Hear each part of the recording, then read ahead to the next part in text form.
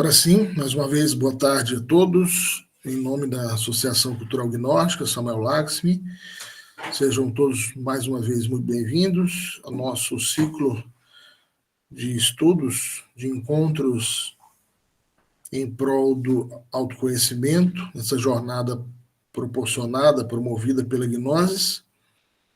Falamos aqui da bela cidade de Porto, hoje com dia ensolarado, 22 graus, quase chegando o outono já. Boa tarde a todos que estão chegando.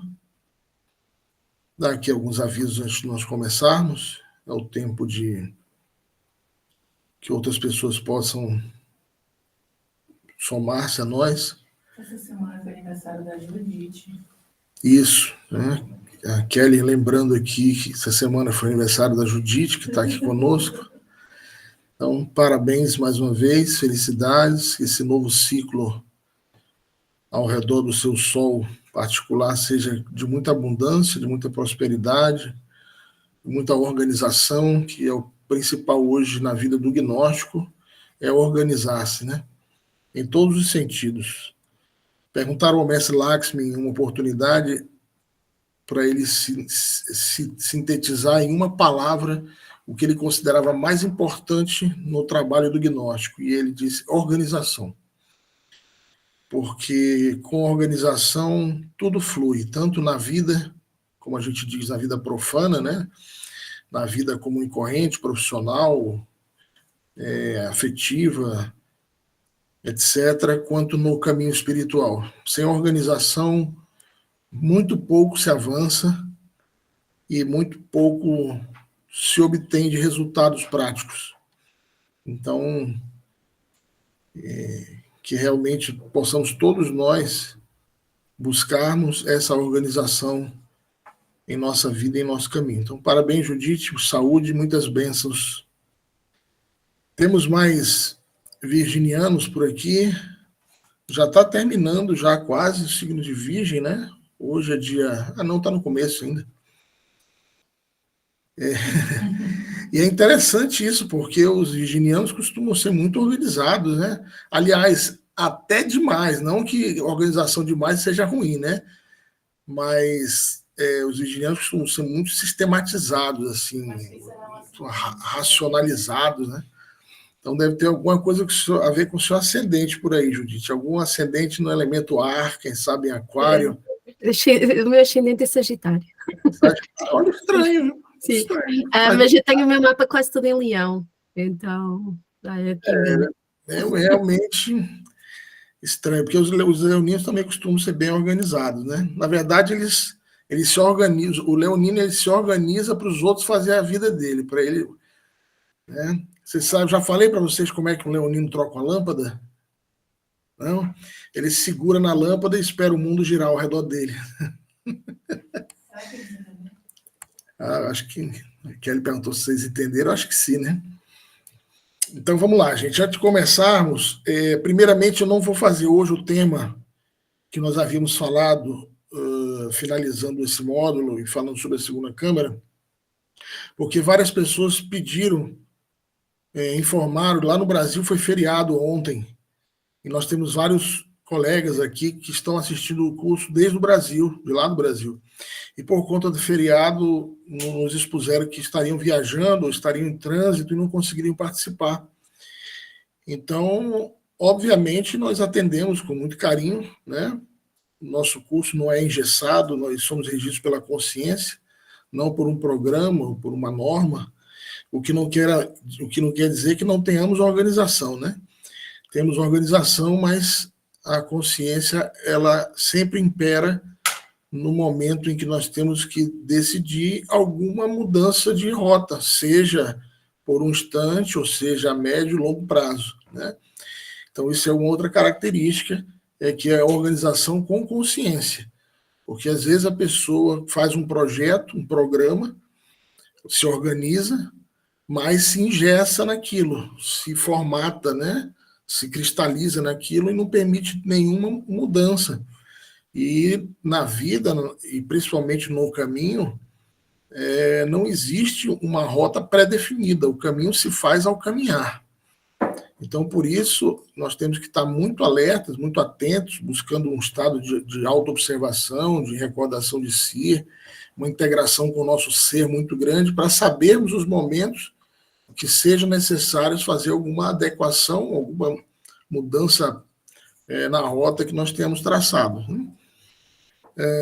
Então, por esse motivo, a gente postergou para um próximo encontro, que pode ser sábado que vem, ou pode ser no domingo que vem ou no outro, o tema de transição aí para a segunda Câmara. E vamos fazer esse tema hoje, transição planetária, que é o tema de hoje é uma síntese, é um estudo muito profundo, desde já aos que estão escutando ao vivo e aos que vão ouvir a gravação, me peçam o livro Antropologia Gnóstica, tá? Então, o bônus de hoje é o livro Antropologia Gnóstica, é um livro que ele foi meu livro de cabeceira aí pelo menos 2, 3 anos, logo que eu entrei na gnose. Pra vocês terem uma ideia, eu cheguei a apresentar no Brasil, as escolas públicas, tem um projeto chamado Feira de Ciências. Feira de Ciências. E quando eu estava em primeira Câmara ainda, tinha 14, 15 anos, participei de uma feira de ciências com o tema Antropologia Gnóstica. Aí nós ganhamos a feira de ciências do colégio e fomos para a feira de ciências estadual, participamos com todas as outras escolas, expondo o tema de Antropologia Gnóstica. Então é um tema que particularmente gosto muito e humanamente impossível em 1h30, 1h20, esgotar esse tema de forma alguma. Então, por isso, aqueles que se interessam vão enviar o livro Antropologia Gnóstica para vocês poderem se deleitar muito melhor e muito mais através do verbo de ouro do Mestre Samael sobre esse tema tão rico, tá? Gente, sobre a questão das contribuições para divulgação, agradeço os que já estão fazendo e algumas pessoas vieram falar comigo em particular que não podem contribuir nesse momento por situações, cada um situações particulares. Então, eu agradeço as pessoas que vieram falar comigo, mas são contribuições voluntárias, assim, ajudas donativas, né? Não há uma obrigatoriedade, é importante frisar isso, tá?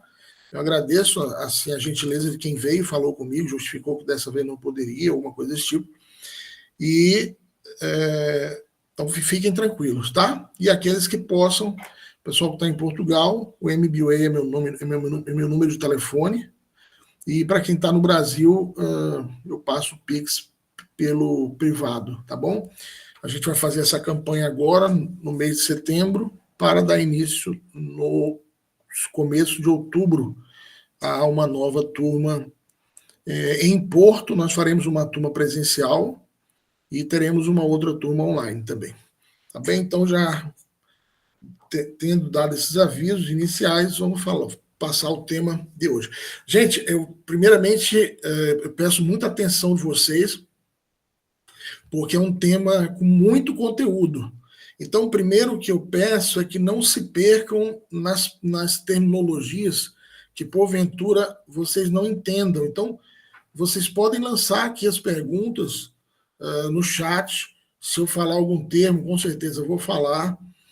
Que vocês não entendam, vocês podem levantar a mão. Nós já estamos aí há meses juntos, então fiquem à vontade, não tenho nenhuma reserva de vergonha, alguma coisa desse tipo, tá bom? Então é um tema muito complexo. Gente, é importante frisar que o conhecimento gnóstico ele tem basicamente 2 fontes, tá? Para começar o tema.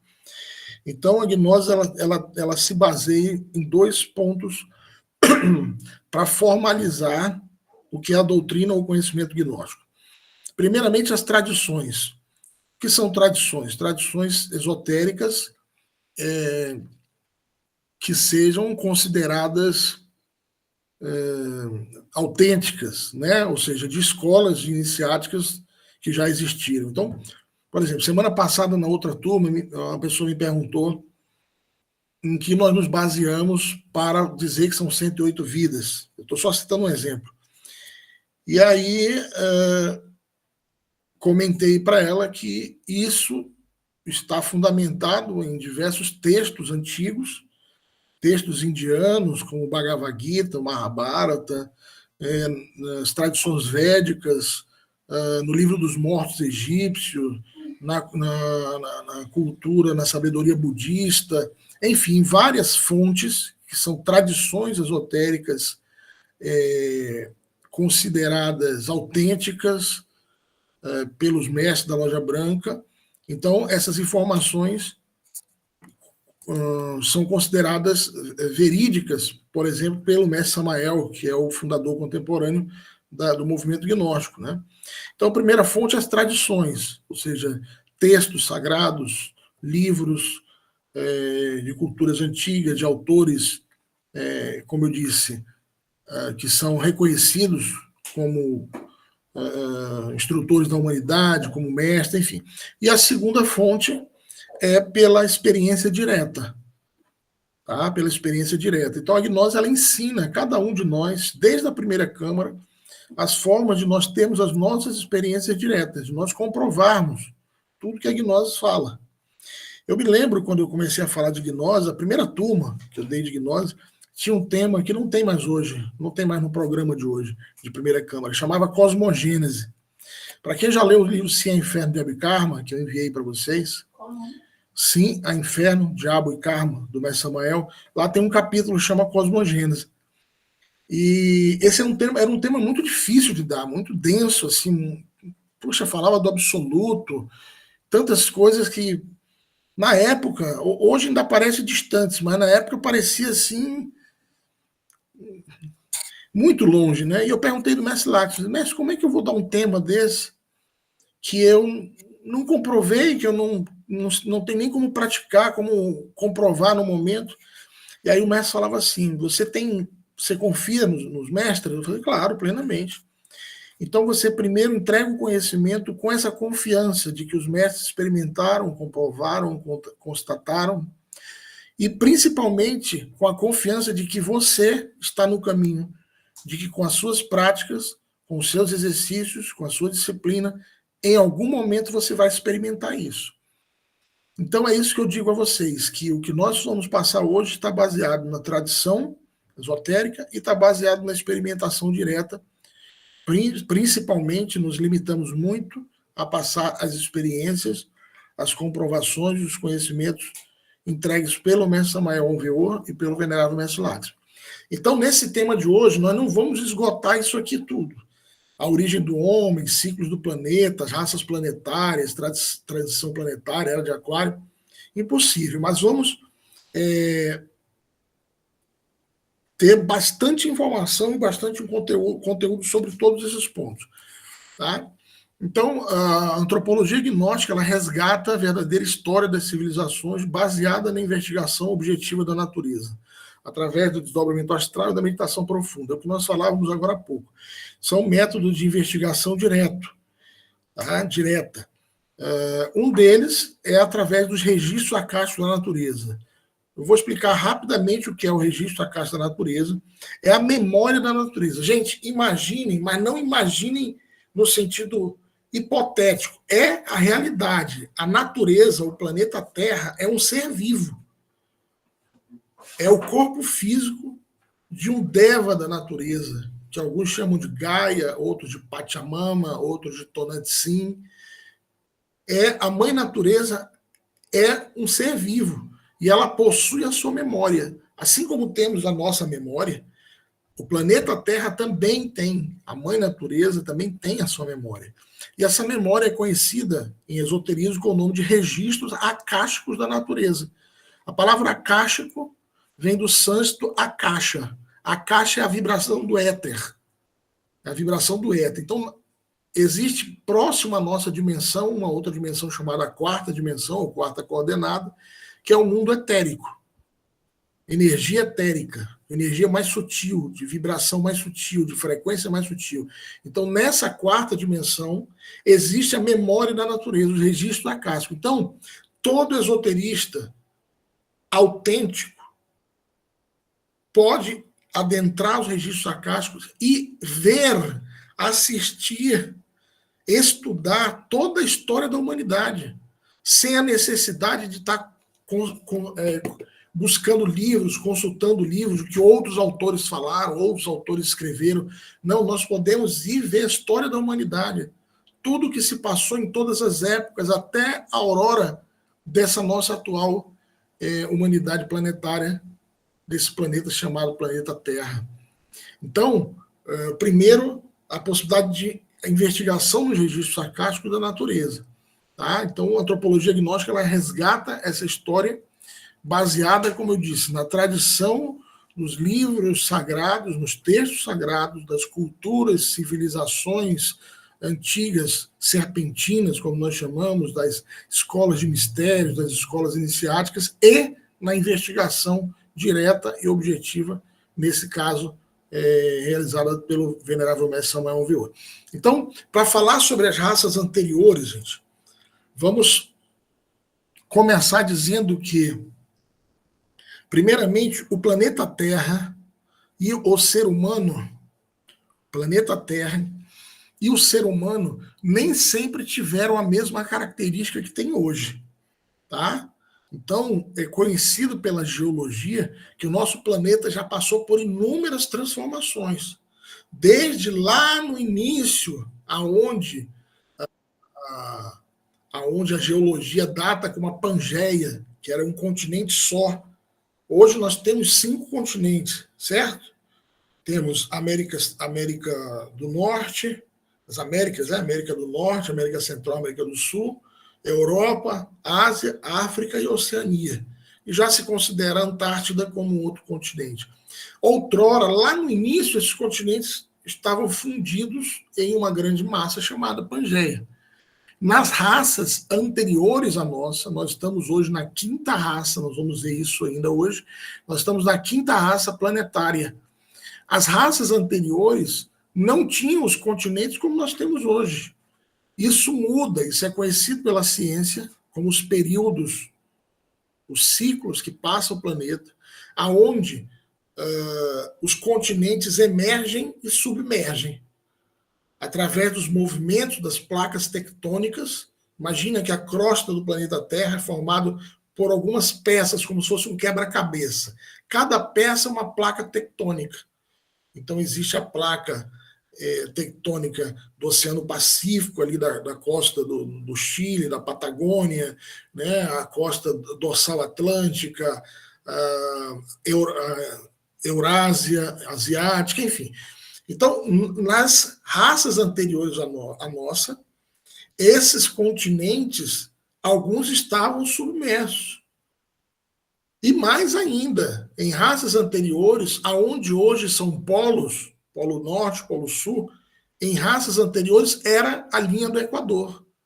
E onde hoje é a linha do Equador, outrora foram os polos.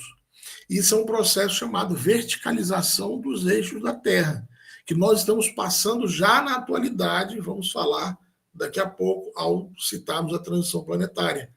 Então, sempre de uma raça para outra, o planeta Terra muda, primeiramente, a sua estrutura física, geológica.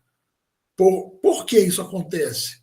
Porque a cada 25 mil anos, que é uma duração básica de uma raça, cada 25 mil anos, acontece um fenômeno astronômico, que é a aproximação de um gigante de um sistema solar vizinho ao nosso, conhecido como Hercólobos, um planeta imenso, se diz que 7 vezes maior que Júpiter, que é o titã do nosso planeta, do nosso sistema solar.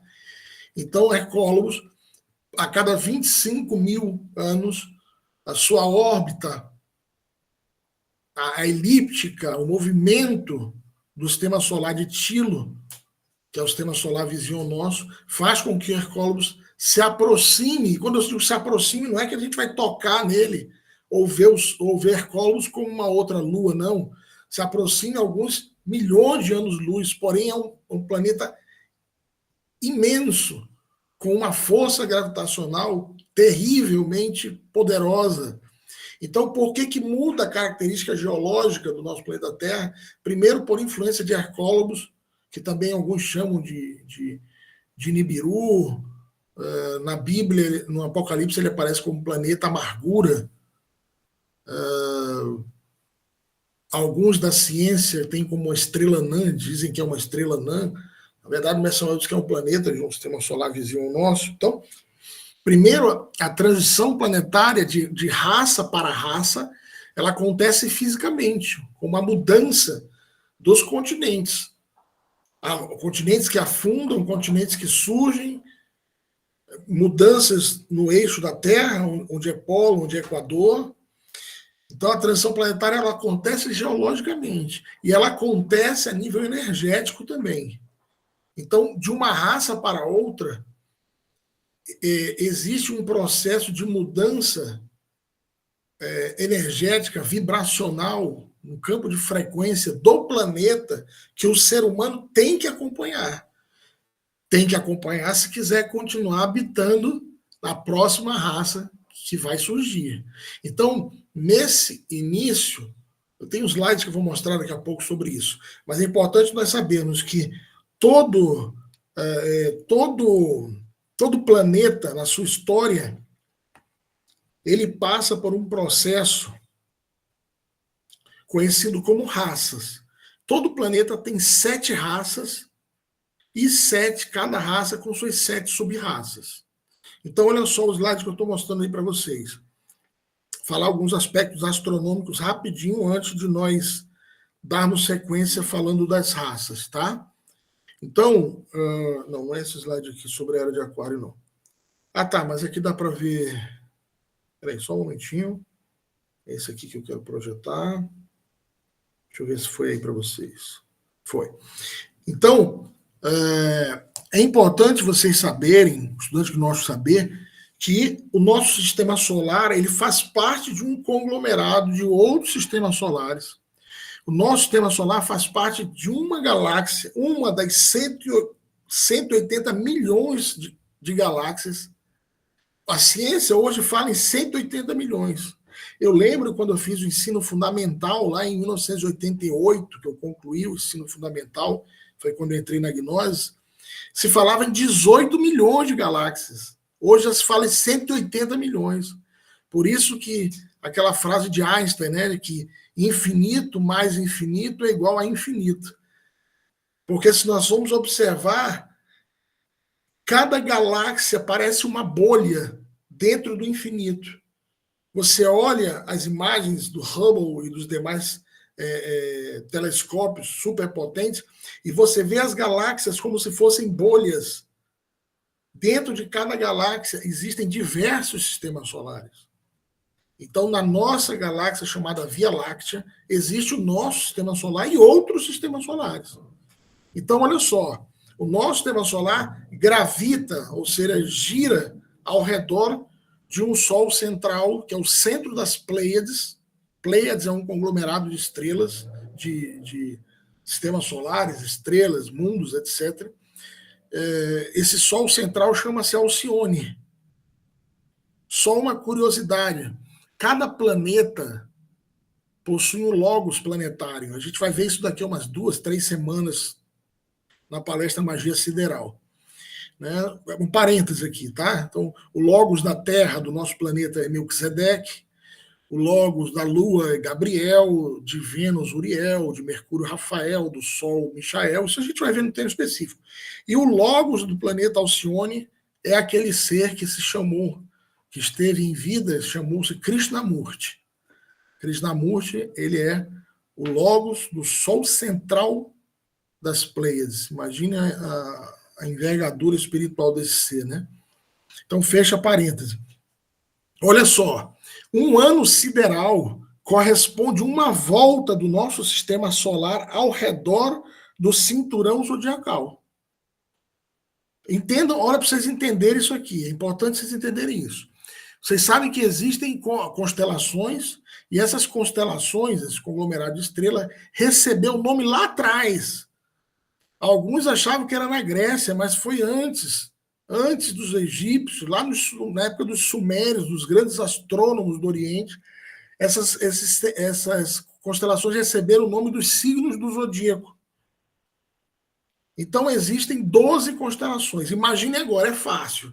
Basta vocês olharem o relógio, ou imaginarem um relógio, que o relógio tem 12 horas, não é isso?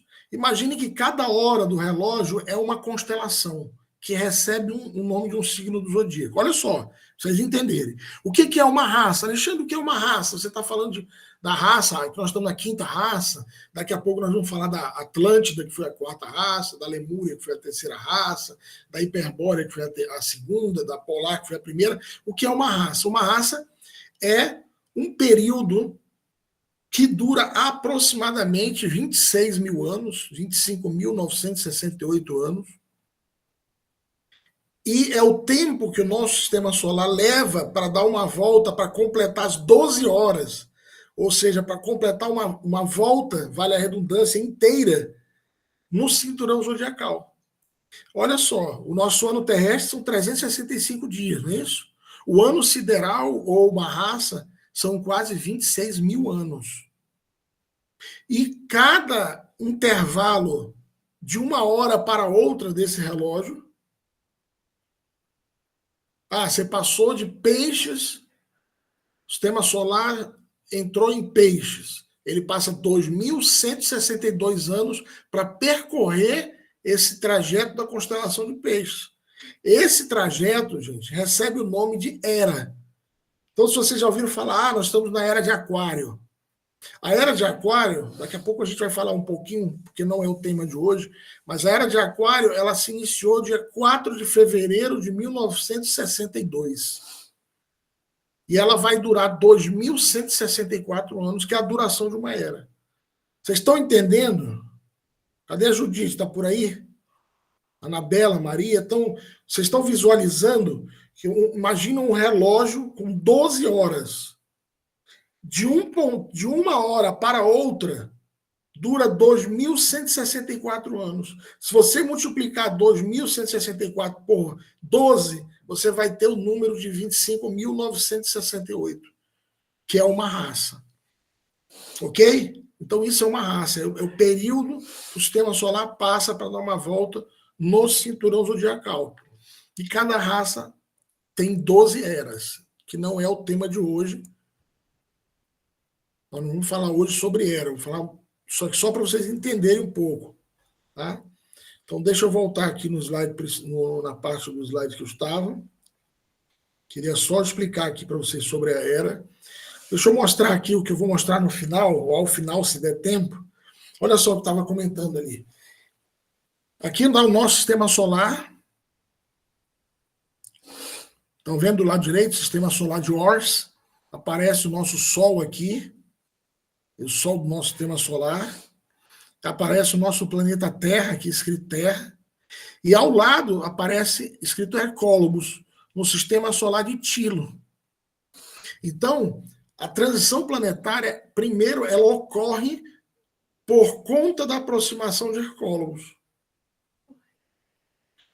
Imaginem só, olha só, a Lua, que está bem aqui, é um satélite. A Lua é um planeta morto, já foi um planeta, hoje é um satélite. A Lua, ela influencia tremendamente o planeta Terra, não é isso?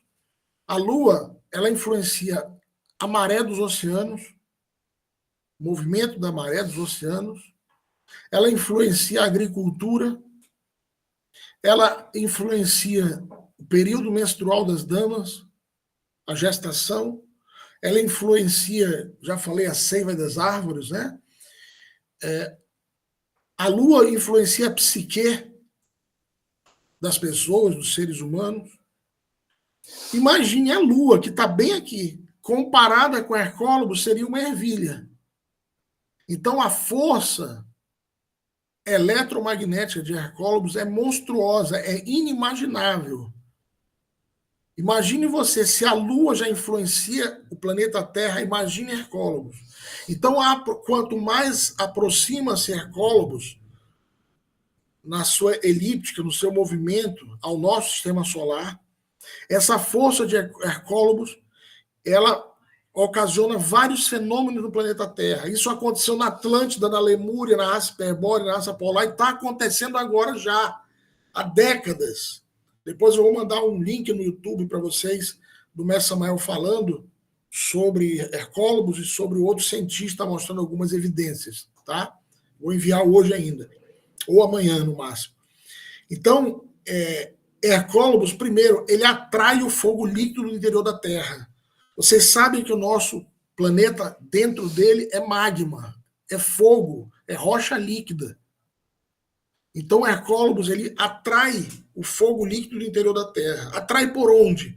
Através das falhas, das frestas que existem entre as camadas, as placas tectônicas. Uma das falhas mais famosas é chamada Falha de San Andrés, que começa ali na Patagônia, sobe pela costa do Chile, quando chega próximo à América, à Venezuela, já o Mar do Caribe, parte da Falha de San Andrés sobe pela costa dos Estados Unidos e outra parte cruza o Atlântico, beirando aqui a Tenerife, Ilhas Canárias, Europa. Então, essa Falha de San Andrés, que é uma das mais conhecidas, ela está exatamente na margem da placa tectônica. Então, o fogo líquido começa a emergir pelas placas tectônicas e coloca em erupção vulcões. Existem 6 supervulcões no planeta. 6 supervulcões.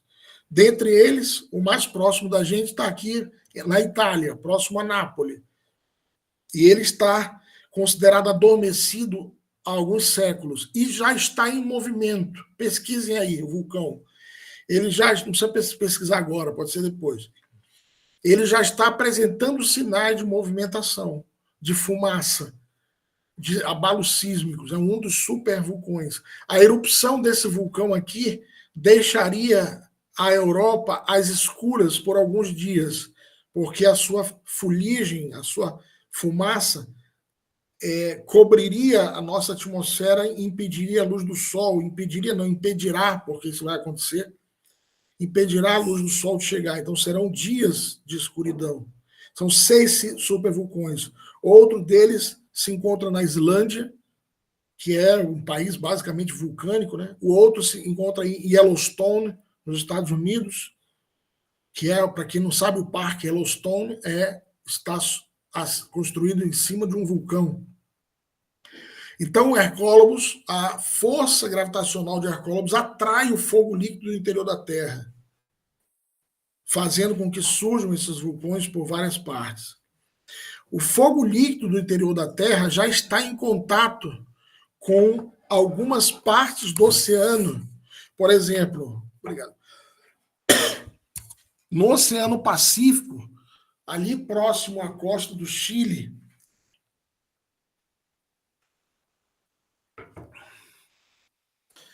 o fogo líquido, há algumas décadas, já se encontra em contato em algumas partes com a água do Oceano Pacífico.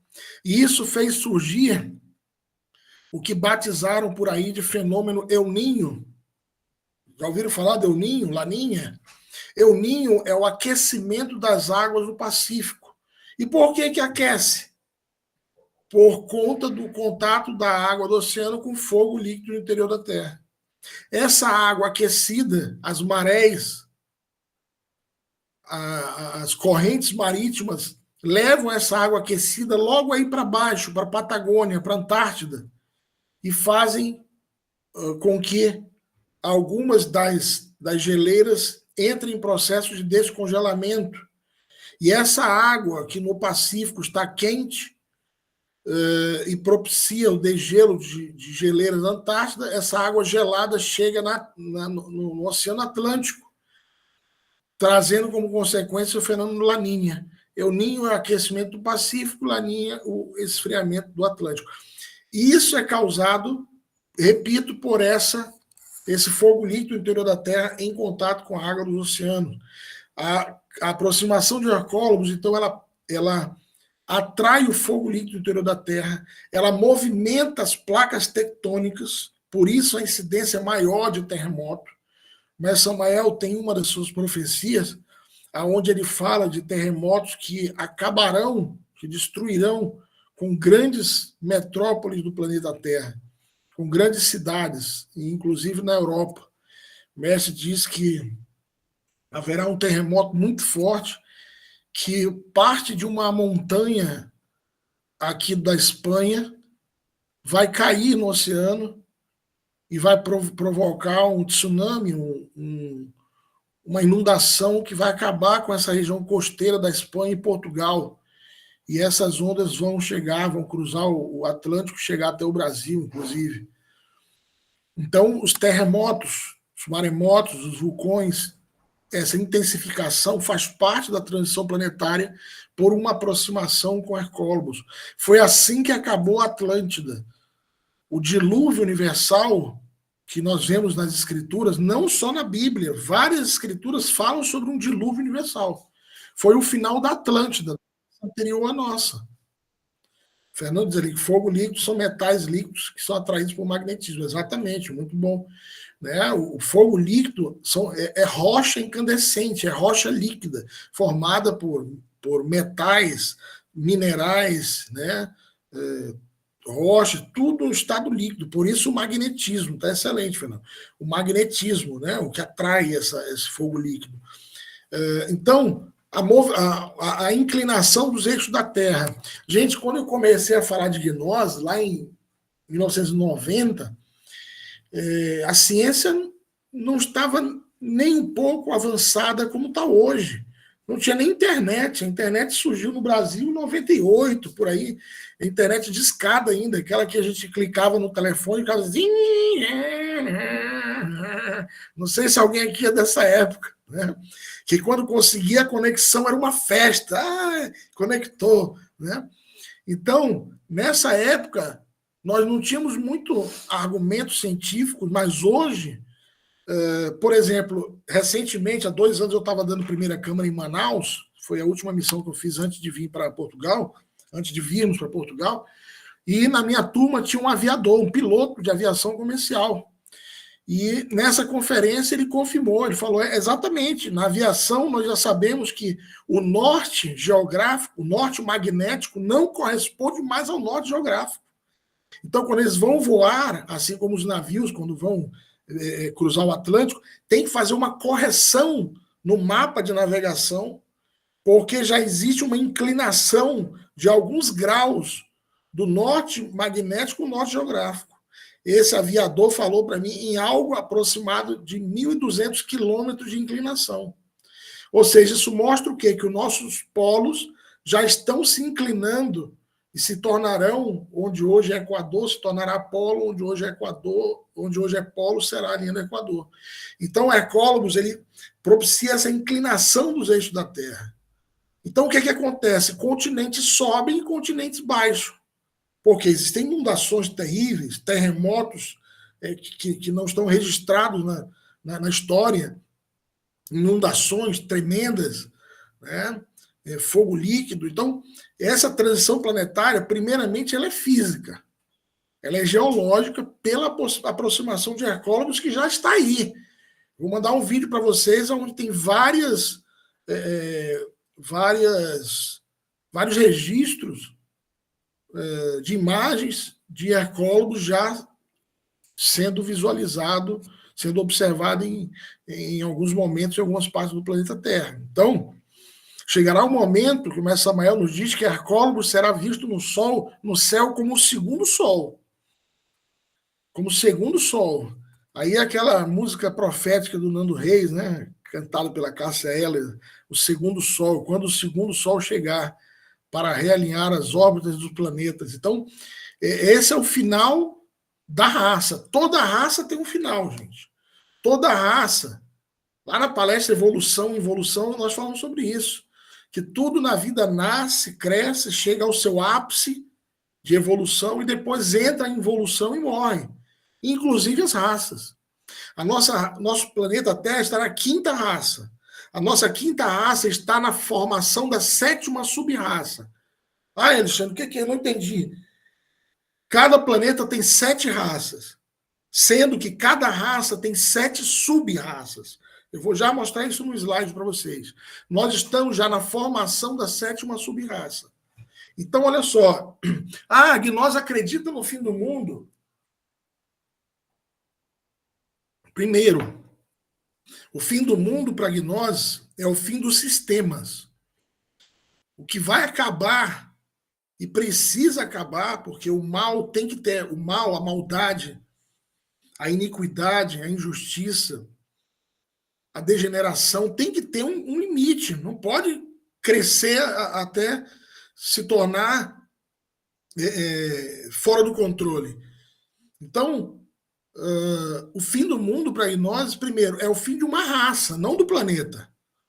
O planeta Terra não vai acabar. Agora, ainda tem mais 2 raças para esse planeta habitar antes desse planeta Terra, desse planeta purgatório, se converter numa próxima Lua.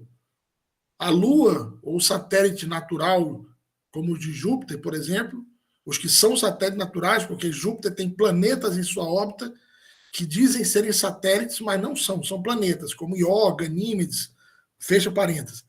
Então, o nosso planeta, antes de se tornar uma Lua, ele tem mais 2 raças por vir. Então, quando a gnose fala de fim dos tempos, transição planetária, está se referindo a esta raça e o fim dos sistemas decadentes que vieram da Era de Peixes. Sistema econômico, educacional, político, que é uma porcaria, uma praga. Não existe político bom, não existe lado da política boa, não existe lado financeiro bom, capitalismo, comunismo. Tudo faz parte de sistemas caducos, degenerados, que estão já se acabando. Então, primeiro, a transição planetária vem pela questão geológica, pela aproximação de Hercúleos, por tudo que nós já falamos. Segundo, essa transição planetária, nós vamos ver já que as raças que vieram antes de nós, a origem do homem vem de dimensões superiores. O ser humano vem por desdobramento dos mundos superiores até chegar no mundo físico. E a próxima raça não será mais no mundo tridimensional, não será mais nesse mundo físico. A próxima raça, que é a raça Coradia, a 6ª raça, ela já será novamente na 4ª dimensão da natureza. Por isso, essa transição planetária também ela é energética. O ser humano que quiser habitar a alma, a centelha divina, que quiser habitar a próxima raça, deve mudar agora, aqui e agora, a sua vibração, a sua frequência energética, para estar de acordo, para estar em harmonia, para estar vibrando em consonância com a 4ª dimensão, que é onde será a próxima raça. E a 7ª e última raça já será na 5ª dimensão da natureza. Porque o final é sempre igual ao começo. Então, vamos voltar aqui para o slide. Hoje eu estou navegando pelos slides. Não estou seguindo a ordem para ver se eu consigo falar o máximo possível sobre o tema de hoje. Se eu consigo falar no mesmo dia, hoje, sobre o máximo possível do tema. Que, como eu disse para vocês, é um tema muito extenso. Então, tendo visto o que nós já falamos sobre as raças, primeiro, a duração das raças, segundo, que de uma raça para outra muda a geologia, as características do planeta Terra, já falando que o ser humano veio das dimensões superiores até chegar no mundo físico, já tendo falado que o planeta não teve sempre as características geológicas que tem hoje, vamos falar sobre a primeira raça que habitou o planeta Terra. A primeira raça que habitou o planeta Terra é chamada raça polar, também chamada de raça protoplasmática. Talvez alguns dos senhores estudantes, estudiosos, esoteristas, já leram o livro A Doutrina Secreta, de Madame Helena Petrovna Blavatsky. Quem não leu não precisa ler não, tá? São 4 volumes dessa grossura. Quem não leu não precisa ler, basta ler o livro Antropologia Gnóstica, que, como eu comentei no início, os que estão assistindo a conferência ao vivo ou que assistiram a gravação, me peçam o livro Antropologia Gnóstica, do Venerável Mestre Samuel Alveor, e vocês terão aí a síntese da doutrina secreta. Então, a primeira raça, ela habitou, gente, aonde hoje é chamada calota polar norte. Tá? Imagina aqui o Polo Norte, essa calota polar norte foi onde habitou a raça polar, também conhecida como os homens azuis, pela cor do continente, né, que era um continente de uma tonalidade azulada e cristalino como um cristal, assim, como se fossem cristais. Tá? Essa humanidade da raça polar Eles viviam na quinta dimensão, no mundo mental. Alexandre, quinta dimensão não é um mundo astral? Lembrando que a quinta dimensão ela é dividida, mas não é dividida por um muro, por uma parede.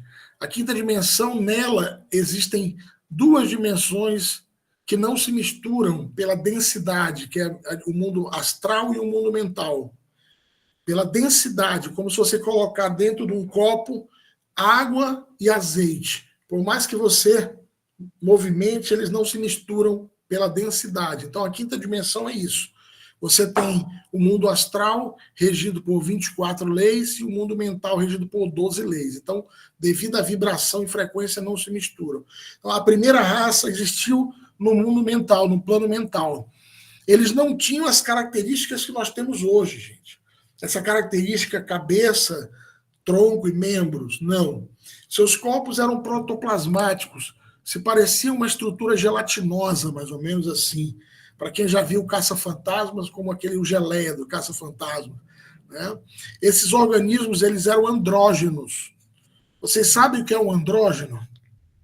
O andrógeno é aquele que não tem, não aparenta, não tem fisicamente a aparência do sexo masculino e feminino.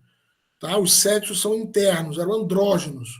Ou seja, eles se reproduziam por divisão celular. Olha só, não existia. Cada organismo, cada ser desse era homem, mulher, macho, fêmea. E se reproduziam por divisão celular, muito parecido com o processo que ocorre nas nossas células.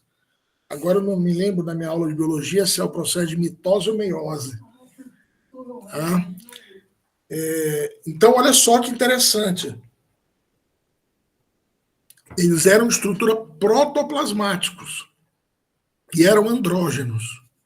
Se reproduziam por divisão celular, viviam no mundo mental. Não existia ego, nada. Eram seres quase como elementais da natureza. Nesta época que esta raça existiu no mundo mental, no mundo físico, no nosso planeta Terra, não existia ainda, estavam se formando o primeiro continente, que foi aquela Pangeia, estava começando a se formar, as formas rudimentares de minerais surgiam nessa época. Era o que o Gênesis bíblico fala, que no início só existia o caos, os elementos não estavam separados, a terra da água, do fogo, do ar, existia um vapor que pairava sobre as águas, e no mundo físico. Mas a raça estava começando no mundo mental, mas o planeta Terra já estava se formando. Lembre-se que o planeta Terra tem 6 bilhões de anos, segundo aí os geólogos, uns dizem 5 ou 6 bilhões. Então, o planeta Terra ele foi se formando até ele ter condições de ter vida no mundo físico, no mundo tridimensional, até ter os continentes, as árvores, as plantas, os animais. Isso tudo foi se formando pela evolução enquanto o ser humano vinha descendendo dos mundos superiores. Pode falar. E por que não ficou, então, só com esse mundo superior? A Kelly está perguntando aqui por que não ficou só com esse mundo superior. Para que foi desdobrando e criando esse mundo aqui? Porque isso faz parte, gente, de todo o processo evolutivo, todo planeta. Por exemplo, o que a Kelly perguntou, vamos usar aqui uma metáfora. Seria como se dissesse, por que o ser humano não ficou ad eterno no útero materno, no ventre ali como um bebê, sendo gestado ali, protegido, recebendo o alimento da mãe, né, só dormindo, tranquilo? Não, porque ele precisou nascer, precisou passar pelo seu processo evolutivo. Então, a presença do ser humano no planeta, gente, parêntese, não existe só o planeta Terra habitado. Isso nós vamos falar mais adiante, em algum momento, quando falarmos sobre a ufologia gnóstica. Imaginem só, parêntese, 180 milhões de galáxias. Cada galáxia com vários sistemas solares. A nossa Via Láctea tem vários sistemas solares. E cada sistema solar com vários planetas. Aí você multiplica. Imagina, se um sistema solar tiver 10 planetas. e uma galáxia tiver 7, 10 sistemas solares, aí você multiplica 10 vezes 10, já são 100 planetas, no mínimo, por galáxia, no mínimo. Isso lá embaixo. Multiplica por 180 milhões. Ou seja, dá alguns trilhões de planetas. Então, não é só o nosso planeta que é habitado. O nosso planeta, inclusive, está em um período muito atrasado da evolução. Tem outros planetas muito, muito mais avançados que o nosso. Mas voltemos para cá, para o tema. Então, passou a primeira raça polar, passaram-se aí os 26 mil anos aproximadamente, essa raça polar desapareceu, se extinguiu, e deu origem, foi a semente da primeira raça, surgiu a segunda raça. Olha só que interessante. Pois é, por isso é bom colocar o alarme no celular, para não esquecer da hora, né? Mas vai estar gravado a conferência, quem quiser ouvir depois, quem tiver paciência de ouvir depois, fica à vontade. Então, toda raça, gente, de toda raça é extraído a semente para a próxima raça. Então, da primeira raça surgiu a segunda, que foi a raça hiperbórea. Repito, gente, hoje é uma palestra quase que informativa. Lógico, tem muito conteúdo, muita informação, mas um workshop de antropologia que eu faço são 3 encontros para falar de antropologia gnóstica, que nós vamos hoje sintetizar em 1h20, mais ou menos. Então, a raça hiperbórea foi a segunda raça, e existiu aí onde é o círculo ártico ali, imagine Irlanda, Escócia, Sibéria, norte da Ásia,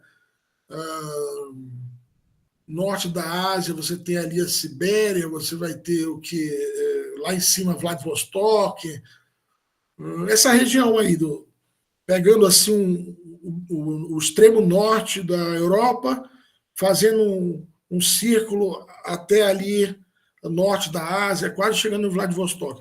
Então, a raça hiperbórea,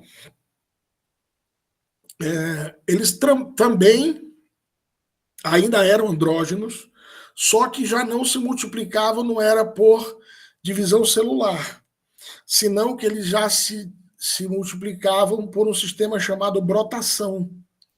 É como os corais, já viram os corais no mar, os recifes de coral? Por brotação, ou seja, do mesmo corpo, organismo pai e mãe, lembrando que o andrógeno, ele é o organismo pai e mãe. Ele tem os dois princípios de reprodução sexual dentro dele, não externos, dentro. Então, a raça hiperbórea também foi uma raça terrivelmente divina, já habitaram no mundo astral, na quinta dimensão do mundo astral. Enquanto a raça hiperbórea estava no mundo astral, no planeta, no mundo físico, do planeta Terra, aqui no mundo físico, já começavam a surgir os primeiros fungos, os primeiros protótipos, vale a redundância, do que seriam depois as plantas, os vegetais. Ou seja, surgiam já nos oceanos as primeiras espécies vegetais. Tá? Então, a raça hiperbórea, a sabedoria hiperbórea, foi algo assim imensurável, algo inimaginável para a nossa mente cartesiana hoje. Tá? Os hiperbóreos, eles ainda estavam conectados diretamente ao grande espírito da vida, né? Habitavam essa quinta dimensão, estavam diretamente em contato com isso que são os deuses, né? Quando se fala deuses, imaginem-se toda essa hoste que os cristãos chamam de anjos, arcanjos, serafins, querubins, tronos, potestades, dominações, principados. Deuses são os que os orientais chamam de devas, gênios. Esses dias, falando sobre deuses, alguém perguntou assim: na gnose vocês são politeístas? Boa pergunta, né? Esse é um dos bichos-papões dos instrutores recém-formados. Existe uma quantidade de perguntas, são perguntas temidas pelos instrutores recém-formados. Essa é uma delas. E eu me divirto e eu mesmo já faço a pergunta em alguma conferência, né? Diz o mestre Samael no livro Revolução da Dialética que nós, sim, gnósticos, somos politeístas. Né? Porque sabemos que Deus, na verdade, são deuses. É o A-Elohim. Não confunda com Elohim. É o A-Elohim. Ou seja, o grande arquiteto do universo. Deus no incomensurável. O absoluto. Então, Deus se manifesta em todos esses deuses que os antigos cultuavam. Então, se você for pegar as primeiras religiões que existiram no Oriente, por exemplo, os Vedas, os hindus, os indianos, você vai ver vários deuses ali, né? Você vai ter a primeira trindade védica, Brahma, Vishnu e Shiva. Aí você vai ter as encarnações de Vishnu, você vai ter desdobramento de Shiva, Kali, né? Na Índia você vai ter Sarasvati, Lakshmi, Parvati, Ganesha, enfim, uma série de divindades. Todos esses deuses são manifestações de Deus, são manifestações do onipotente, do onimisericordioso, do absoluto, do grande arquiteto do universo. Então, na gnose, nós não temos problema nenhum em conceber a existência de deuses, porque nós sabemos que os deuses nada mais são do que manifestações e expressões de Deus em diversas formas da natureza. Se você for lá nas religiões maias, astecas, incas, você vai encontrar vários deuses. Né? Lá nos maias, nos astecas, você encontra Tlaloc, deus da chuva, Recaltl, deus do movimento, Huehueteotl, deus do fogo, Quetzalcoatl, deus do sol, Tonantzin, deus da natureza, mãe natureza. Né? Você vai no Oriente, na Índia, você encontra Agni, Rudra, Indra, Sudashiva, Gobi, Kititi, uma série de deuses. Então, na Hiperbórea, na raça hiperbórea, essa humanidade tinha contato e convivia com todas essas divindades. Até que chegou a raça Lemur. Gente, a Lemúria foi a raça mais doida que teve, mais complexa que teve, foi a Lemúria. A Lemúria aconteceu tudo de mais maluco que podia acontecer na evolução, aconteceu na Lemúria. Então, acabou a raça hiperbórea, eles simplesmente se tornaram a semente da raça Lemur. Né? Não existiu o ego ainda, o ego surgiu na Lemúria. Olha só, agora o caldo começa a engrossar. A Lemúria, olha só, gente, a Lemúria ela existiu, ela foi o maior continente, até hoje, o maior continente que já existiu. Foi na Lemúria que a Terra começou, o planeta Terra teve os primeiros continentes secos. O primeiro continente que tinha cara de continente. Então, na Lemúria, o planeta Terra, na Lemúria, ele começou na quarta dimensão. A Lemúria começou na quarta coordenada, na quarta dimensão, e terminou a Lemúria já na terceira dimensão. Tá? Uma transição da quarta para a terceira dimensão da Lemúria. A Lemúria existiu onde é hoje o Oceano Pacífico, o Oceano Índico. Oceano Pacífico e Oceano Índico. Então, depois vocês olham no mapa o tamanho do Oceano Pacífico. Ele não vou dizer que ele é metade do planeta, mas acho que 1/3 do planeta é o Oceano Pacífico, é muito grande. Então era um continente muito grande. Registros ou vestígios da Lemúria, nós temos toda a costa do Chile ao México, tá? A Cordilheira dos Andes é nova, é um complexo novo. Surgiu já na nossa atual raça, ali na transição da Atlântida, no final da Atlântida para vir a nossa próxima raça, surgiu a Cordilheira. Mas ali do Chile ao México, ali Ilha de Páscoa, Galápagos, vocês já viram os animais gigantescos que tem em Galápagos, Ilha de Páscoa? Os dragões de Komodo, aquelas tartarugas gigantes. Né? A Oceania é parte da Lemúria. Oceania, para quem não conhece bem o mapa, ali engloba a Austrália, Nova Zelândia, Sumatra, Bornéu, parte ali da Indonésia. Isso tudo era Lemúria. Você vê os animais que tem ali na região da Austrália, na Oceania, os animais estranhíssimos.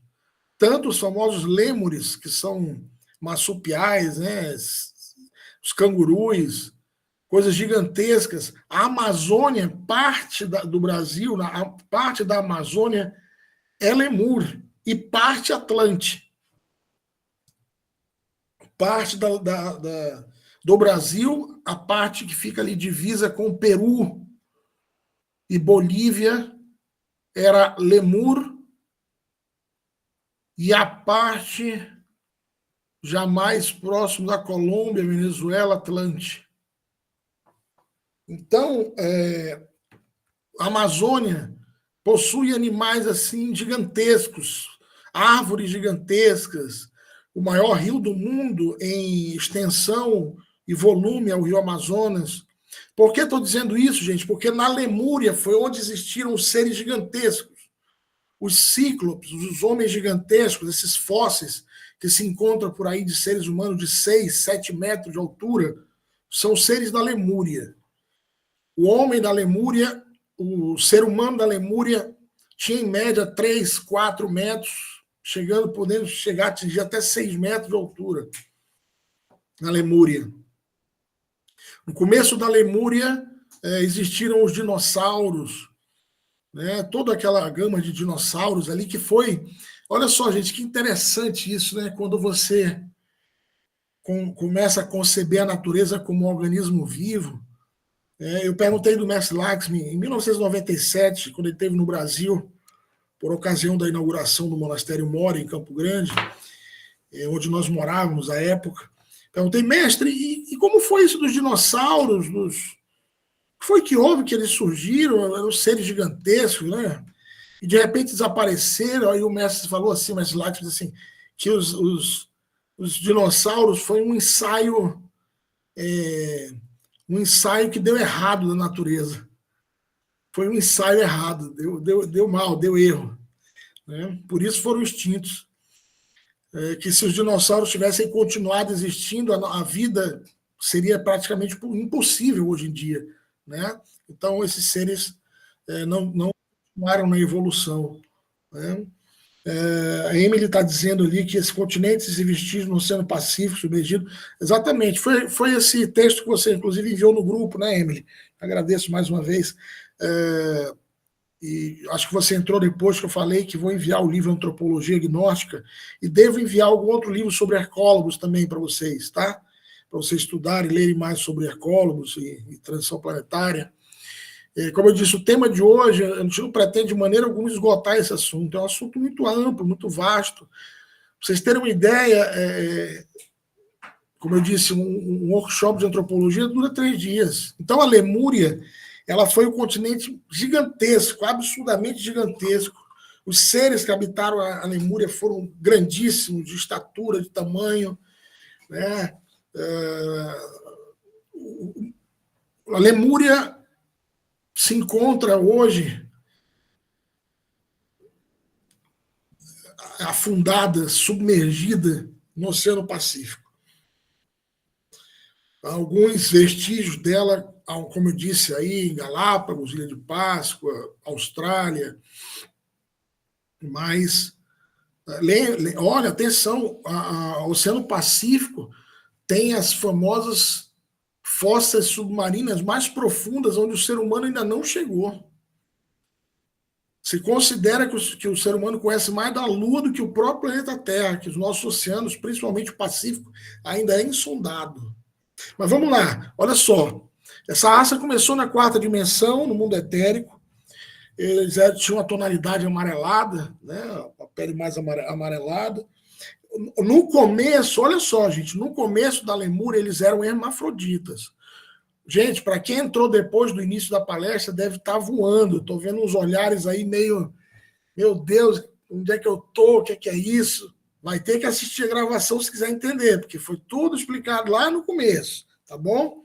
Então, lá no começo, nós explicamos que é uma raça, a duração da raça, a transição planetária, questão geológica, mudança dos continentes, Hercólogos, falamos tudo lá no começo. Então, voltando para cá. Então, no início, esse ser humano lemur era hermafrodita. Qual é a diferença do hermafrodita para o andrógeno?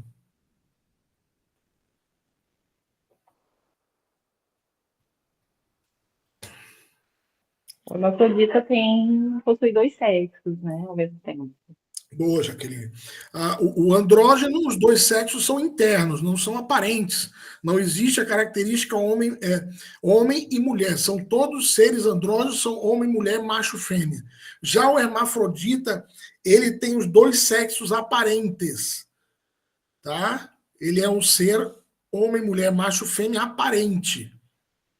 Então, no começo, a raça, antes que houvesse a separação do sexo, porque foi na Lemúria que houve a separação do sexo.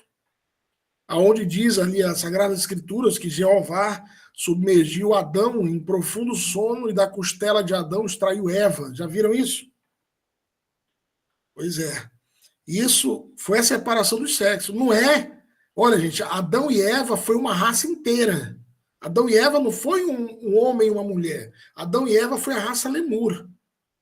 Que o começo da raça Lemur era o chamado Adam Kadmon, o Adão Kadmon. Ele era um ser hermafrodita, que não necessitava da cooperação sexual para que houvesse gestação. Ele próprio, olha essa redundância tripla, ele próprio se fecundava a si mesmo. Tá? É o hermafrodita. Chegou um momento da evolução que era necessário que se separasse os sexos. Então, isso que submergiu Jeová, Adão em profundo sono e tirou da costela dele a Eva, é porque começaram a nascer seres com características mais masculinas e seres com características mais femininas. Isso não foi da noite para o dia, foi uma evolução aí de centenas de anos, alguns milhares de anos para isso acontecer. Então começaram a nascer seres, por exemplo, sem mama, ser característica masculina sem mama, com o que seriam os ovários para fora, que são os testículos, e você vê as damas têm as mamas, os ovários, que são as gônadas embutidas, né, no seu sistema reprodutor, ou reprodutório, como queiram. O homem tem os testículos, o homem tem o pênis, a dama, que é o sistema reprodutor ativo, visível, a dama tem o clítoris ou clitóris, que é um pênis em miniatura, recolhido. A mulher tem a mama desenvolvida, o homem não. Então começaram a nascer seres masculinos e femininos. Isso foi na Lemúria que aconteceu. Então, a Lemúria foi o tal do Éden, que se chama de Éden. O ser humano vivia no Éden, no paraíso. Por que era o Éden e o paraíso? Porque ainda era a quarta dimensão. O Éden, o paraíso, é a quarta dimensão, a quarta coordenada. É aí que vivem os elementais da natureza. Lembra o tema elementais que nós já vimos aqui no curso? Os elementais vivem na quarta dimensão, né? Aqui no mundo físico, o que é uma planta, o que é um vegetal, uma árvore, o que é um animal, o que é um mineral, um metal, uma pedra, na quarta dimensão é o elemental da natureza. Então, o Éden é a quarta coordenada, é o paraíso. Tá? Então, essa raça, Adão e Eva, moravam no paraíso, habitavam o paraíso. Por quê? Porque não existia ego ainda. Foi aí que veio surgir o tal do ego, já. Estão preparados? Are you ready? É assim que pronuncia? Are you ready? Are you ready? Diz aqui a minha professora de inglês. Porque chegou nesse momento, o planeta Terra precisava chegar na terceira dimensão, no mundo tridimensional. E para ele chegar no mundo tridimensional, necessitava que o ser humano fosse veículo de uma determinada força, de uma determinada energia, ou energias, para que o planeta chegasse definitivamente no mundo tridimensional. Então, alguns chamados tetrasustentadores do universo, dentre eles Lois, o Sakak, não são anjos, são, sabe Deus que hierarquia que tem, são chamados de tetrasustentadores, arquitetos do universo. Eles tiveram a brilhante ideia, olha só, eles tiveram a brilhante ideia de colocar um fio terra no ser humano, de colocar um cabo que permitisse que o ser humano recebesse essas energias e passasse para o interior da Terra. Tipo, vocês já viram o fio terra, como é que funciona nas casas? Você vai fazendo aterramento, né? Coloca uma barra de cobre, 2, 3 metros para baixo, dependendo da construção. Eles colocaram no ser humano esse fio terra. Na verdade, um rabo. Colocaram uma cauda nesse ser humano da Lemúria. Por isso, na Gnosis, nós sabemos que o homem não vem do macaco. O macaco vem do homem. Os macacos vêm do homem. Então, nesse momento aí, eles colocaram um rabo, que em esoterismo nós chamamos de órgão kundartiguador, e conseguiram o que queriam. O planeta foi chegando na terceira dimensão, foi se materializando. Só que eles perceberam, olha só, eles perceberam que algo deu errado. É o famoso deu ruim. Deu ruim. Por quê? Porque ao colocarem esse fio condutor com uma extensão da coluna vertebral, eles conectaram o ser humano à natureza inferior. Eles aproximaram o ser humano do reino animal. E o que isso significa? Despertaram no ser humano instintos animalescos. Que num animal, beleza, instinto de conservação, instinto de sobrevivência, instinto de reprodução, instinto de preservação, mas no ser humano, naquele ser humano, deu ruim. Eles perceberam isso e tiraram. Parou de nascer seres humanos com rabo.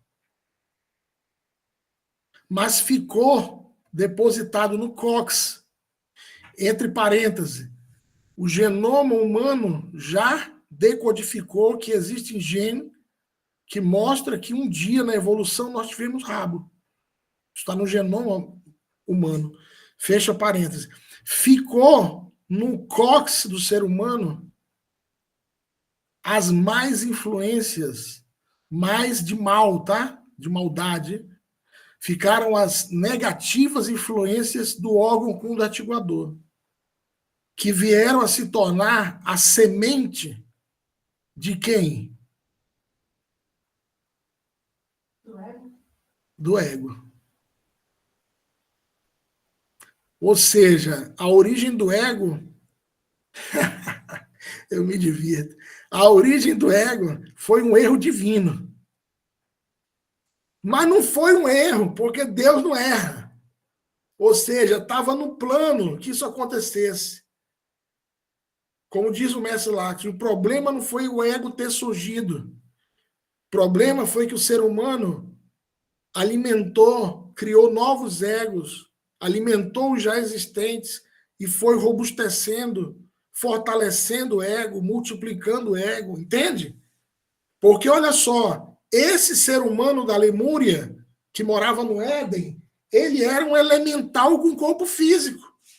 Não tinha maldade. Nós éramos, como diria o poeta brasileiro, Raulzito, nós éramos inocente, puro e besta. Ou seja, era um homem, uma mulher, um ser humano, que era um corpo físico assim, era um ser humano, mas era como um elemental, porque só tinha inocência, não conhecia o bem e o mal. Não valorizava o Éden, onde tinha tudo, onde os rios vertiam leite e mel, aonde a gente convivia com os elementares da natureza, onde convivíamos com os deuses inefáveis, aonde o ser humano tinha contato direto com os anjos, arcanjos, aonde... Não! Aí acontece aquele outro episódio que também foi na Lemúria, aonde Jeová diz assim, para esse Adão e Eva, que já tinham a semente no cóccix, a semente do mal, dos instintos da natureza, da parte inferior da natureza, instintiva. Falou assim, ó, de todas as árvores podeis comer, menos uma. Qual? Qual foi a árvore? A árvore do A bem. árvore do bem e do mal. Do bem e do mal. Isso, Maria. A Do árvore conhecimento do bem e do do mal. Você vê, tem um horto, tem um bosque, um monte de árvore, tinha fruta de todo tipo. As frutas mais saborosas, os frutos mais exóticos. E ele foi apontar justo a árvore que não era para comer. Né? Ou seja, estava planejado para dar ruim. Né? Aí colocaram no pé dessa árvore, simbólica árvore, uma serpente. Que é aquele mesmo ser que semana passada nós falamos na palestra Iniciação. É aquele mesmo dragão da sabedoria. É a serpente tentadora. E essa serpente existe até hoje dentro de cada um de nós. Se diz que o fogo, se diz que o ouro é provado pelo fogo. O metal ouro é provado pelo fogo, para saber se é ouro puro. E o ser humano é provado pelas tentações. Então colocou ali aquela serpente, colocaram ali uma macieira, né? Mas podia ser um pé de jaca, podia ser um pé de cacau, de limão, mas colocaram a macieira. Mas o fruto proibido não foi um fruto físico, não se comeu um fruto físico. Olha só, atenção, senhoras e senhores. Esse ser humano da Lemúria, inocente, puro, já praticava a reprodução era por cooperação sexual, união sexual do homem e da mulher, sem o derramamento de energia, sem a ejaculação. Diferencia-se aqui prazer de orgasmo fisiológico, né, ou de ejaculação. A reprodução, a união sexual era realizada nos templos da natureza. Era dirigida pelos anjos, pelos mestres, pelos deuses, era dirigida.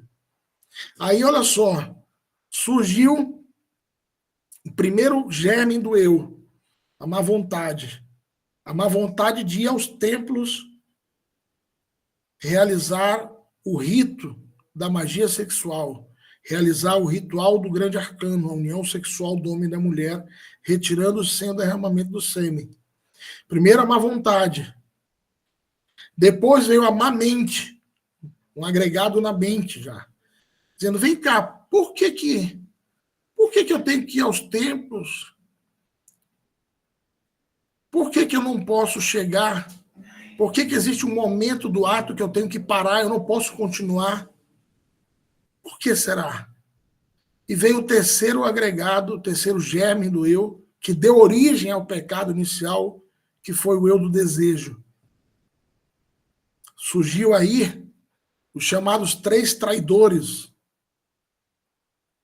representados pelo demônio da má vontade, o demônio da má mente e o demônio do desejo. Judas, Pilatos e Caifás. Jubelos e Jubelum Parirabife, o arquiteto do Templo de Salomão, que foi morto por 3 traidores. Aí são os 3 traidores de Osíris-Ra, Apop, Nebet, Rai, induzidos por Sete a aprisionar e matar Osíris no Egito. Surgiram os 3 primeiros agregados, mas o primeiro ego que surgiu foi o eu da luxúria. Foi o pecado original. Foi quando o homem, olha só, foi quando esse homem e essa mulher praticaram o ato pela primeira vez com derramamento de energia. Então, vem a expulsão do paraíso. Vem aquela ira divina, Jeová dizendo que expulsando Adão e Eva do paraíso, Adão e Eva foi uma raça, a raça Lemur, gravem isso. Lemúria. Isso qualquer um que lê a Bíblia percebe, que numa página está Adão e Eva, quando você vira a página já aparecem várias tribos. Pô, como assim? Adão e Eva, um casal teve uma tribo de gente? Não, gente. Adão e Eva foi uma raça. Tá? Gravem isso.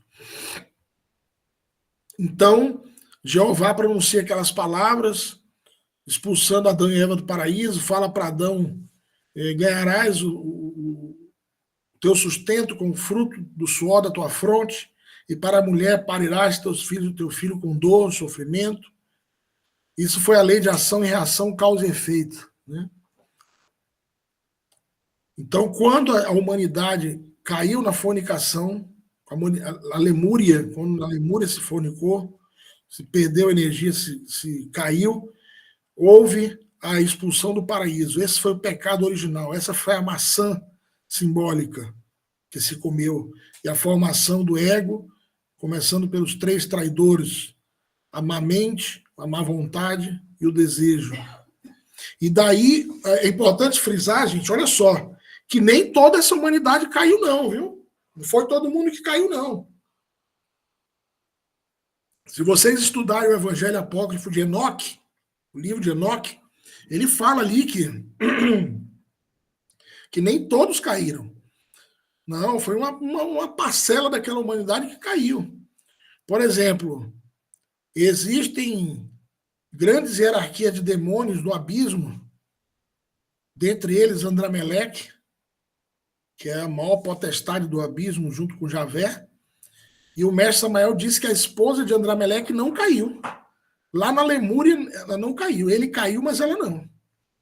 E o mestre disse que ela continua lá esperando, lá nos mundos superiores, o seu esposo, a sua alma gêmea, retornar. Sair do abismo, se regenerar, praticar tudo que nós estamos falando aqui, dos 3 fatores, da eliminação do ego, da formação dos corpos solares, e retornar. Então, nem todos caíram.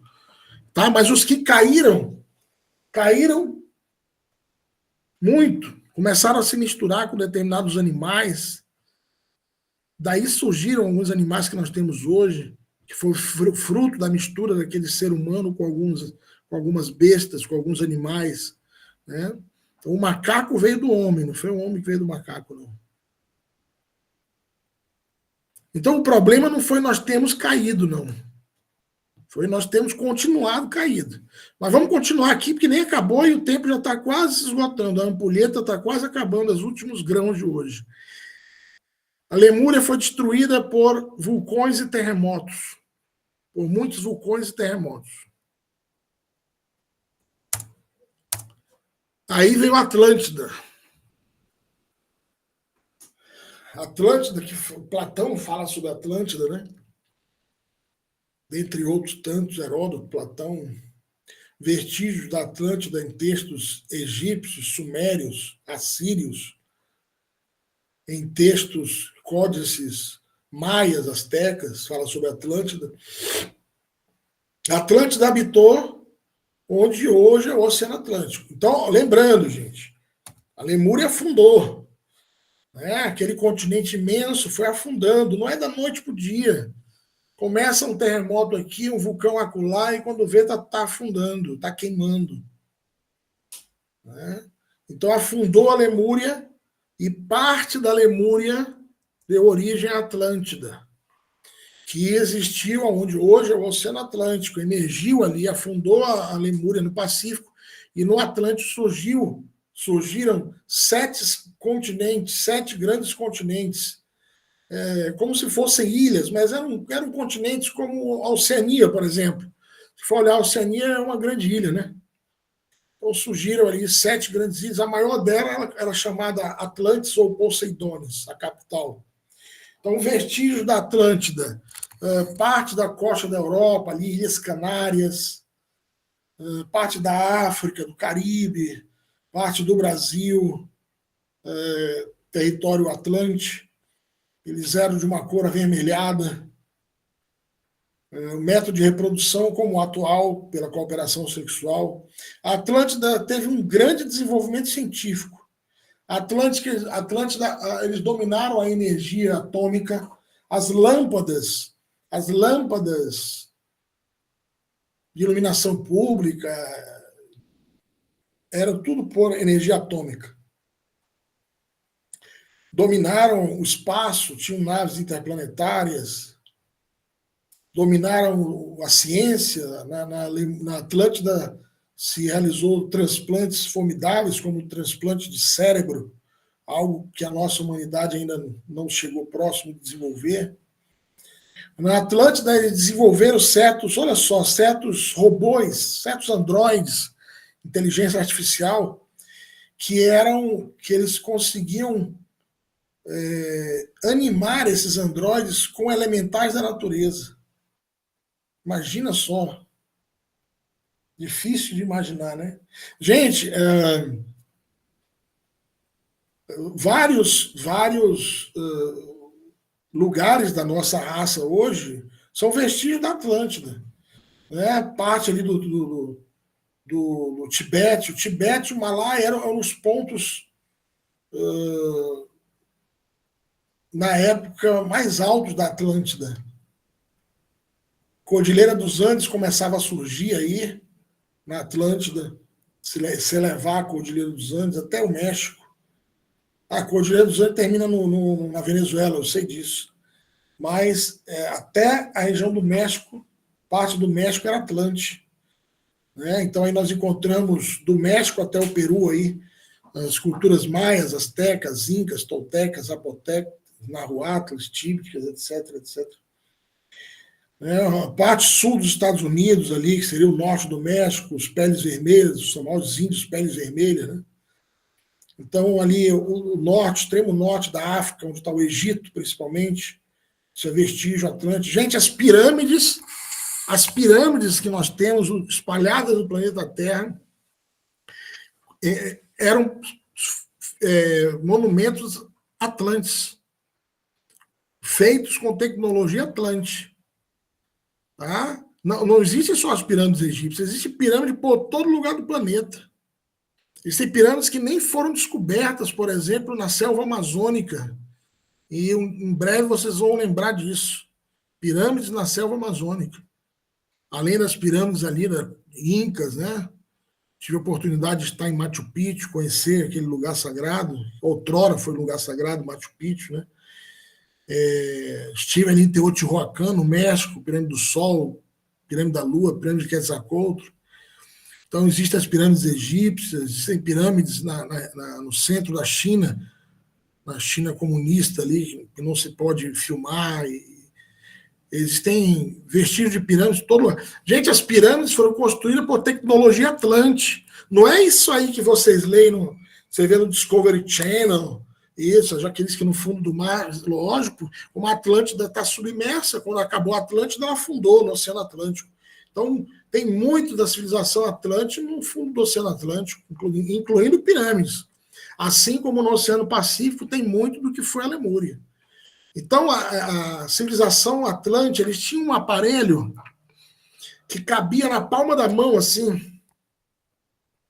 Com esse aparelho, eles desgravitacionavam os corpos, eles eliminavam a gravidade dos corpos, o peso. Então, essas rochas, uma pedra dessa aqui, uma pedra de uma pirâmide pesa, em média, 3 a 4 toneladas. Uma pedra.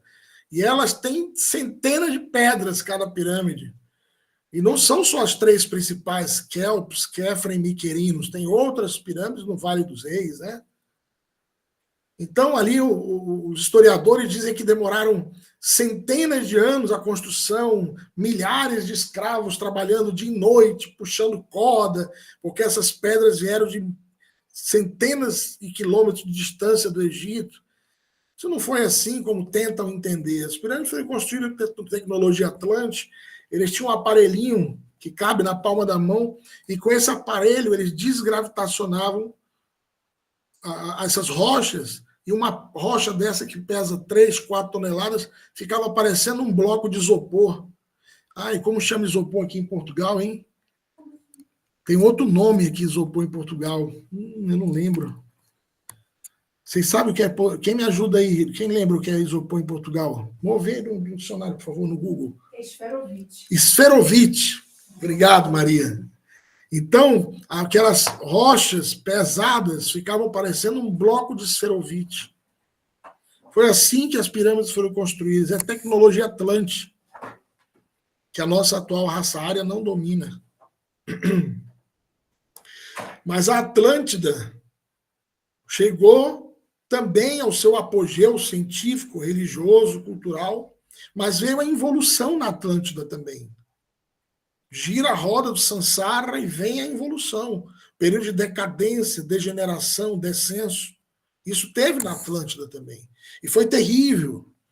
Na Atlântida, eles descobriram, a nossa raça já descobriu também, que existe um hormônio produzido por uma glândula. Essa glândula só produz esse hormônio até aproximadamente 11, 12 anos de idade. E esse hormônio é que faz a vitalidade, a longevidade. E os reis, rainhas da Atlântida utilizavam, na decadência da Atlântida, crianças para extrair esse hormônio dessas glândulas das crianças e injetar nelas para que elas vivessem séculos e séculos. Isso foi a decadência da Atlântida. Na Atlântida, teve uma degeneração sexual também muito grande na Atlântida. Materialismo, se tornaram extremamente materialistas. E aí veio o final da Atlântida. Mais uma vez eu digo que eu estou sintetizando aqui o tema. Estou dando uma visão geral sobre a antropologia gnóstica para aqueles que queiram estudar mais a fundo e continuar os estudos da gnose, que está só começando os nossos estudos. Então, na Atlântida veio um personagem chamado Manu Vaivasvata. Manu Vaivasvata, conhecido pela maioria com o nome de Noé. Já ouviram falar de Noé? Noé, ele construiu uma arca, não foi? Ai, meu Deus do céu, vamos lá para a arca. Aí está a arca de Noé. Escrevi no chat ali. Noé foi o Logos Michael, encarnação do Logos Michael, que hoje também está encarnado, tem corpo físico, e é o nosso venerável mestre Michael, que dirige as instituições gnósticas desde a Grécia. Corpo físico, bodhisattva do Logos Michael, e foi o Logos da raça Atlante. Cada raça tem um Logos. A quarta raça foi Michael, da quinta raça Samael, da sexta raça será Zachariel e da sétima Orifiel. Então, Noé veio diz que ele formou uma arca para salvar um povo, não foi? A arca é o arcano. Isso é uma linguagem simbólica. Por isso que na arca só iam casais, só iam pares, homem, mulher, macho, fêmea. Porque é o grande arcano. Em todo final de raça, o grande arcano é desvelado. Para quê? Para dar oportunidade daqueles que queiram se regenerar, daqueles que queiram participar da transição planetária, fazer parte de uma próxima raça, para que possam ser resgatados, selecionados, se tornarem sementes de uma próxima raça. Então, Noé veio e entregou o grande arcano naquela Atlântida, e diz ali Manu Vaivasvata que ninguém queria escutar ele, só um grupo pequeno que escutou Noé, só um grupo pequeno que escutou e se dedicou a praticar o arcano, a construir a arca, que é a arca da aliança, que é o grande arcano, né, a prática que a gnose ensina da transmutação. E aí chega o momento dos cataclismos na Atlântida, dos terremotos, maremotos, e aí Manu diz, né, que vieram até ele aquelas pessoas que ele tentou falar, que ele tentou entregar o conhecimento e não quiseram, falando, Manu, nos salve, salve-nos. E Manu dizia assim, não vos conheço, fazedores de miséria, não vos conheço. E aí os outros falavam, mas como não? Predicaste conosco nos templos, estivesse conosco, predicando a palavra, entregando o conhecimento.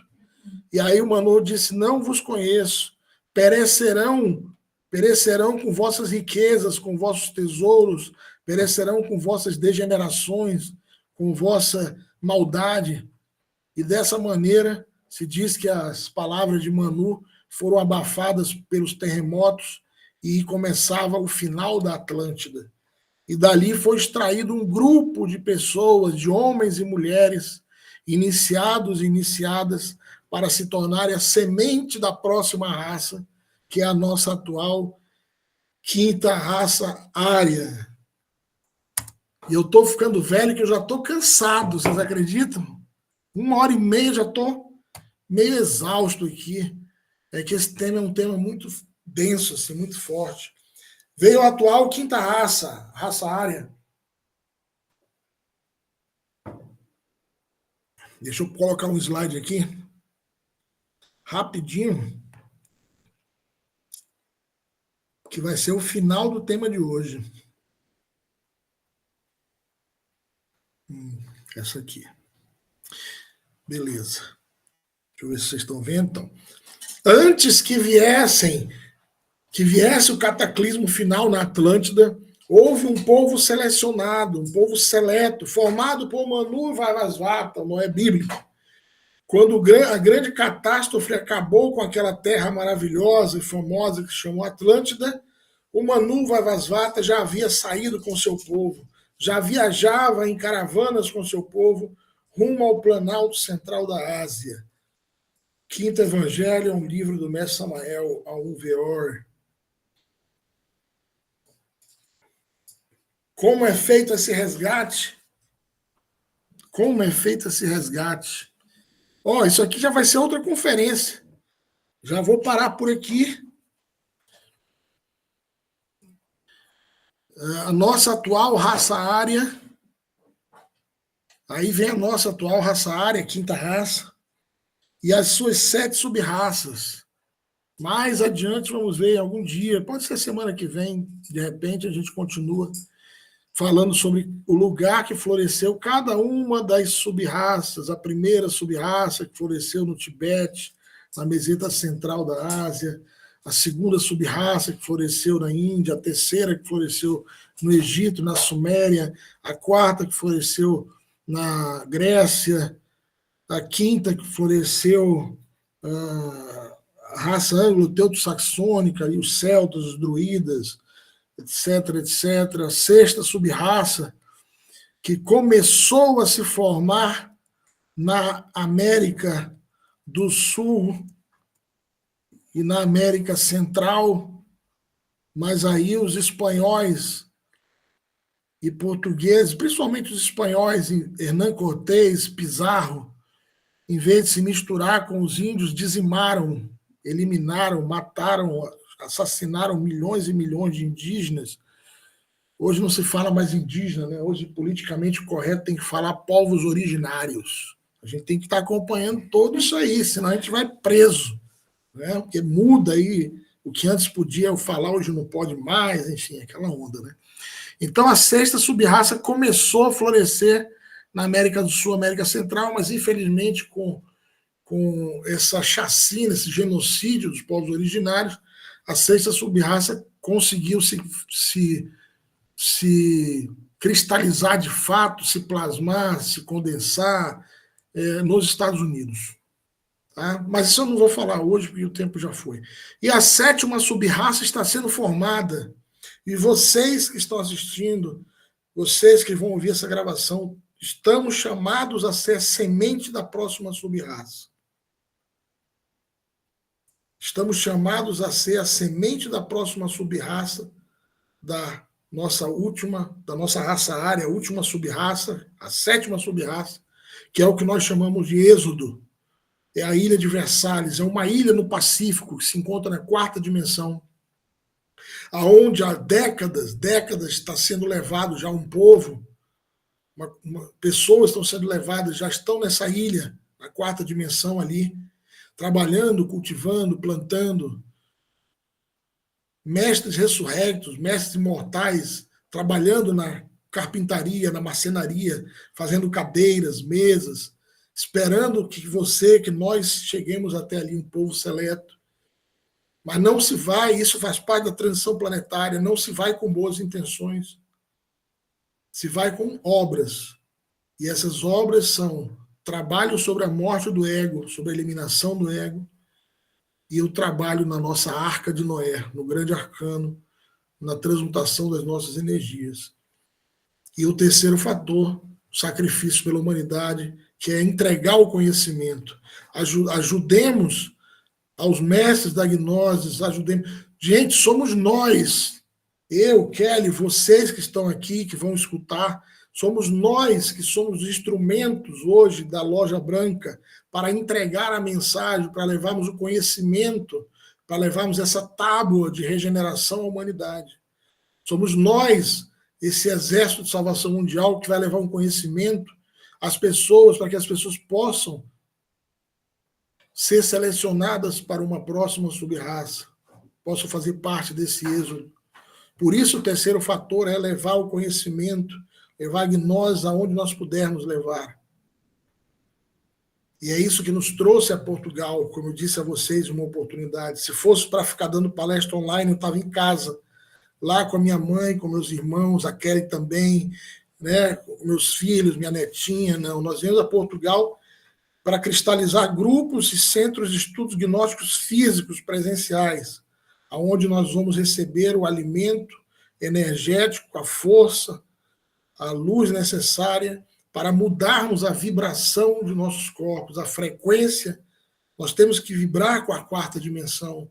E isso nós fazemos através da morte do ego, da transmutação, potencializamos através das práticas com os elementais, as cadeias que nós realizamos em segunda câmara, as meditações, as vocalizações de mantras, os rituais gnósticos, as cerimônias gnósticas, servem para potencializar. O trabalho é individual. Se resume em 3 fatores: a morte do ego, a eliminação dos defeitos. O segundo fator, nascimento, através das nossas energias sexuais, da transmutação. E o terceiro fator, que é o amor à humanidade, o serviço à humanidade. Então, nós vamos falar, possivelmente semana que vem nós falamos sobre isso. Tá? Já o tempo aqui já meio que se esgotou. Eu tenho que dar pelo menos uma horinha de pausa na garganta antes do próximo tema das 19 horas. Portanto, passo a vocês para as perguntas, agradecendo aí a presença, os que chegaram depois, atrasados, e não estou entendendo nada. Cadê? Deixa eu ver, tem até uma turma que saiu, de certo, não entenderam nada, acharam que estava na turma diferente, né? Mas é isso. A conferência de passagem para a segunda Câmara fica, então, adiada para ou o próximo domingo ou outro domingo. De repente, domingo que vem, a gente continua esse estudo aqui, e aí, no outro domingo, a gente fala sobre a passagem da segunda Câmara, tá bem? Hoje fizemos aí um apanhado de antropologia gnóstica, foi só um pouquinho. Hoje eu fiz um resumão, né? Assistam de novo, quem tiver paciência, para pegar detalhes que não percebeu durante a conferência. É muita informação, Águida, e tem muita coisa por aí ainda. E vou enviar para vocês aí o livro de antropologia gnóstica, vou ver se eu vou mandar uns links aí sobre a questão de Hercólogos, que nós falamos, né? Vou mandar material para vocês. Gente, mas assistam os materiais, leiam os livros, né? Esses dias eu perguntava, a pessoa já leu algum dos livros? Eu não li nenhum dos livros da gnose. Aí você me queima, né? Te manda livro, se não lê, não dá. Tem que ler, tem que estudar, praticar, localizar os mantras, meditar, trabalhar a morte do ego, enfim. E aí, semana que vem, a gente continua. Vamos ver perguntas sobre hoje, gente. Perguntas sobre o tema de hoje. Aí tem 10 minutinhos. Eu que agradeço vocês aí, todo mundo agradecendo a aula, muita informação. Gratidão, boa semana, gratidão, obrigado. Gente, sabe, tem uma turma aí que a gente observa na internet falando sobre a transição planetária. Cara, é muito bonita, é como se fosse é como se a gente fosse dormir com ego e acordar anjo. Cara, pelo amor de Deus, bora acordar, gente, desperta, não é isso, não existe isso. A humanidade não será presenteada com a transição planetária. Se conquista isso através de trabalho, de muito trabalho e muito esforço. Não é que a humanidade vai acordar nas trevas e acordar na luz, que a gente vai acordar, dormir com ego e acordar sem ego. Não existe isso. Isso é uma parte da humanidade que está tratando de manter a outra parte em sono profundo, iludida, com esse pseudo-esoterismo, com essa pseudo-espiritualidade. Não existe transição planetária pessoal se não houver morte psicológica. Se não houver despertar da consciência, se não houver transmutação das nossas energias. Não caiam nesse conto. Foi assim na Atlântida também. Não caiam nesse conto. Mas, enfim, cada um é livre para acreditar no que quiser, né? Pergunta sobre o tema de hoje. Nada de pergunta, meu Deus do céu, o povo já saindo, todo mundo cansado. Saludo, Fernanda, já em Espanha. Saludo, Deus le bendiga. Muchas gracias por sua presença. Bueno, senhores, se não há pergunta, reflitam, reflexionem. Olá, Olá. boa tarde. Boa tarde. Saudações para todos vocês. Saludos. Nada por aí? Maria, Denise está com um semblante assim, misto de reflexão e preocupação ao mesmo tempo. Catarina estava com semblante que não estava entendendo nada, parece que continua na mesma. Volta depois, assiste, que você vai entender tudo. Vocês vão entender perfeitamente, tá? Mas assistam. Eu vou tentar já subir agora a gravação e mandar hoje ainda para vocês. Tá bem, Jaqueline? Alguma pergunta por aí, Jaqueline? Aldo, como foi na Atlântida, hoje em dia as pessoas estão presas no espectro de Matrix. É isso aí, meu irmão Aldo. A Matrix está cada vez mais forte. Sabe qual é o maior mecanismo da Matrix? Olha aqui. Na palma das nossas mãos. O maior mecanismo da Matrix. Mas é isso. Quem é o Alexandre? O Alexandre aqui. Pô, na hora que eu ia chamar, ele fugiu, ó, saiu correndo. Tem 2 Alexandres que estão nessa turma, eu queria saber quem era. Mas tá bom, deixa eu ver quem mais está por aqui, para fazer uma frequência mental. Beleza, tá bom. Vários já saíram, mas já. Gente, então, mais uma vez, boa semana, feliz semana a todos. Fiquem com Deus. E vamos despertar aqui agora. A Arca de Noé está sendo formada mais uma vez. Estamos chamados a fazer parte dessa arca, só depende de nós. Boa semana a todos. Fiquem com Deus.